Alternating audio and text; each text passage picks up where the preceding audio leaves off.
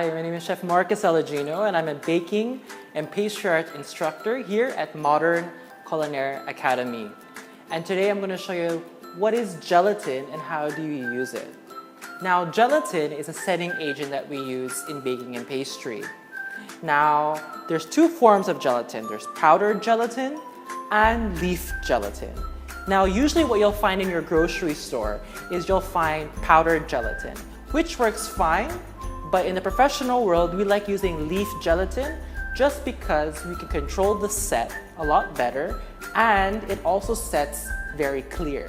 So just in case that we want to make a champagne gelée or anything that requires it to be clear, the leaf gelatin allows us to do that. Unlike the powdered gelatin, it gives us somewhat of a cloudy set.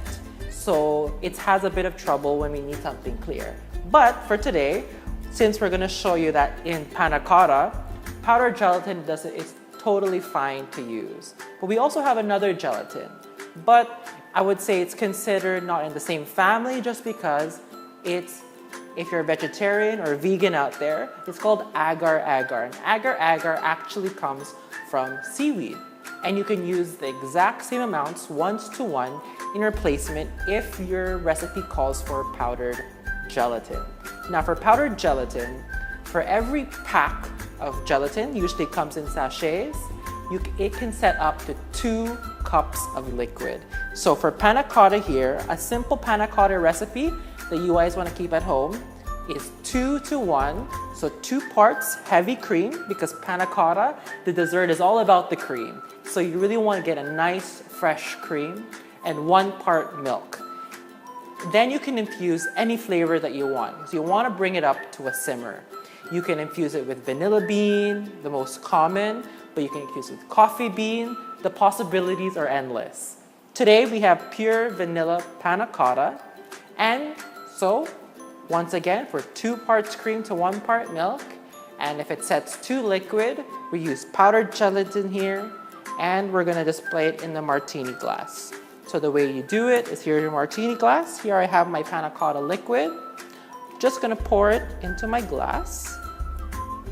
And you wanna do this as soon as you add your gelatin to your panna cotta. Now, if you're working with any type of gelatin, you can't just add the gelatin to your actual mix. You have to do what we call blooming the gelatin. That means if your recipe calls for 5 grams or 1 teaspoon of gelatin, you want to bloom it or somewhat saturate it with 5 times more the water. And you want to ensure it's cold.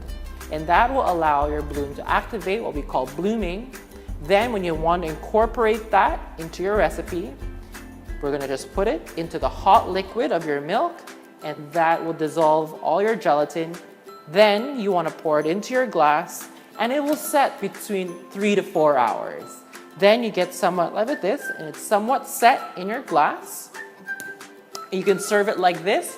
It's beautiful, but we're going to take it that step more.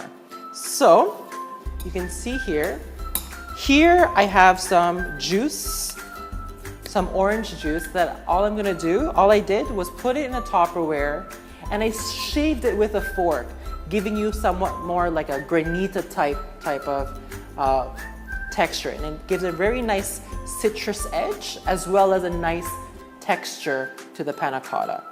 So I'm just going to take it here, and I'm just going to pour it right on top of the panna cotta, and citrus flavors work perfectly with vanilla.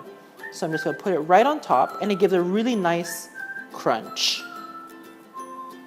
Right? So I'm going to also take it right here and pour it right on top.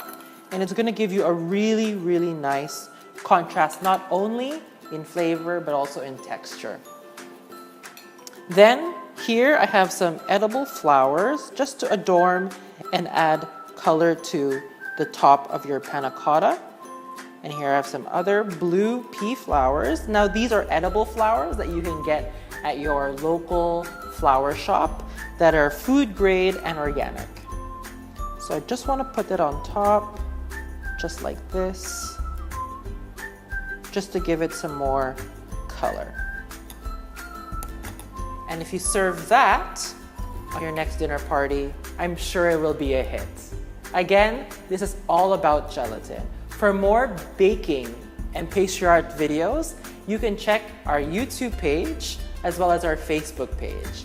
For workshops and professional classes, there'll be a direct link below where you can check for a direct sign up, as well as our Facebook page will have all the info. Once again, I'm Chef Markus Elegino of MCA, from the MCA kitchen to yours.